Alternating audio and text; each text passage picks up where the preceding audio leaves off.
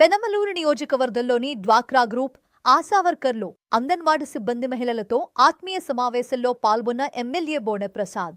పెనమలూరు నియోజకవర్గం కంకిపాడు మండలం ఏడ్పుగల్లులోని సీతారామ కళ్యాణ మండపంలో పార్టీలకు అతీతంగా పెనమలూరు నియోజకవర్గంలోని డ్వాక్రా గ్రూపు ఆశా వర్కర్లు అంగన్వాడీ సిబ్బంది మహిళలతో ఎమ్మెల్యే బోనె ప్రసాద్ ఆత్మీయ సమావేశం నిర్వహించారు.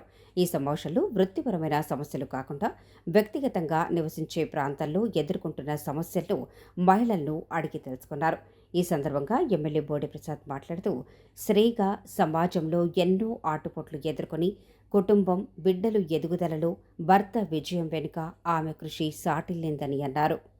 ఒకసారి మీ అందరికీ కూడా మనం గుర్తు చేసుకోవాల్సిన అవసరం ఉంటుంది.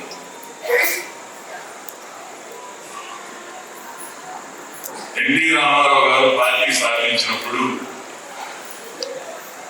నేను గతంలో విన్నాను, ఇప్పటికీ కొన్ని కుటుంబాల్లో చూస్తా ఉన్నాను. ఏంటి అంటే దాదాపు 80 ఆ మధ్యలో 1980 మధ్యలో ఒక ఆడపిల్లకి పెళ్లి చేసి బయటికి పంపించేటప్పుడు కొద్దో గొప్ప కట్నంగా ఇచ్చి పెళ్లి చేసి భర్తలను పంపించేసేవాడు. ఎక్కువ ఆస్తికి మగతల వాడి ఉంచుకునేవాడు. నేను చూశాను, కొద్ది మంది మీకు తెలుసు, ఇప్పుడున్న జనరేషన్ తరలిపోవచ్చు. కానీ ఎన్టీ రామారావు గారి పార్టీ పెట్టిన తర్వాత మహిళలకు కూడా సమాన హక్కు కల్పించాలి అని చెప్పి చట్టం చేసింది అన్న ఎన్టీ రామారావు గారు తెలియజేసింది. మొన్న మేము అధికారంలో రాకముందు చంద్రబాబు నాయుడు గారి భార్యను కూడా తిట్టారు.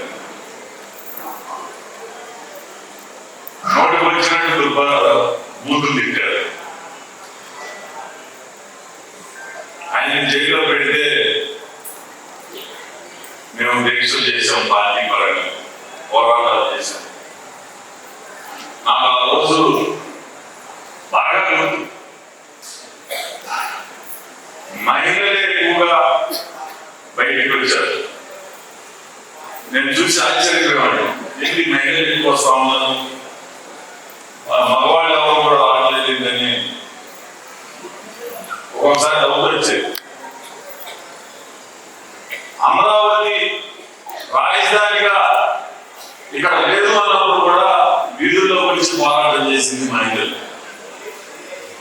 ఒకవేళ ఎవరికి ఇంట్రెస్ట్ లేదో కేవలం మహిళలు ఇట్లా వస్తారని నేను అనుకుంటా ఉండేవాడిని. కానీ ఎన్నికలు పూర్తయిన తర్వాత కానీ నాకు అర్థం కాదు, మహిళలు తలుచుకుంటే సామ్రాజ్యాలు కూడా కూలిపోతాయి. మహిళలు తలుచుకుంటే, మహిళల్ని అవమానపరిస్తే ఎంతటి వాడైనా సరే కాలంలో కలిసిపోతాడని చెప్పేసి ఎన్నికలు పూర్తయిన తర్వాత నాకు అర్థం కాదు. సమాజంలో మహిళల పాత్ర ఎంత బలంగా ఉందో మీరందరూ కూడా అర్థం చేసుకోవాల్సిన అవసరం. ఈ 1 సంవత్సరాల కాలంలోనే దాదాపుగా 100 కోట్ల రూపాయల అభివృద్ధి ఈ నియోజకవర్గంలో వచ్చేసింది. ఇంకా అక్కడక్కడ చేయాల్సిన కార్యక్రమాలు కూడా ఉన్నాయి.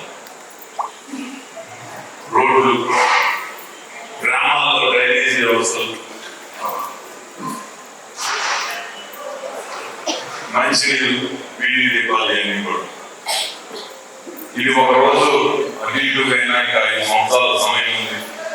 నా సాయశక్తుల మరి నియోజకవర్గాన్ని అభివృద్ధి పదంలో ముందుంచుతానని మీ అందరి సహకారంతో మీ అందరికీ తెలియజేస్తూ, మరి మీ కుటుంబ సభ్యుడిగా, మీ బిడ్డగా, మీ సోదరిగా, మీ ఆప్తుడిగా మీ అందరి ఆశీస్సులు ఎప్పుడు కూడా మనస్ఫూర్తిగా నాకు ఉండాలి. మీరిచ్చే ఆత్మస్థైర్యంతో ఈ నియోజకవర్గాన్ని, ఈ 175 నియోజకవర్గాల్లో ఒక ఆదర్శవంతమైన నియోజకవర్గంగా అభివృద్ధి చేయాలి అని చెప్పేసి మనస్ఫూర్తిగా కోరుకుంటూ మీ ఆశీస్సులు కోరుతా ఉన్నాను.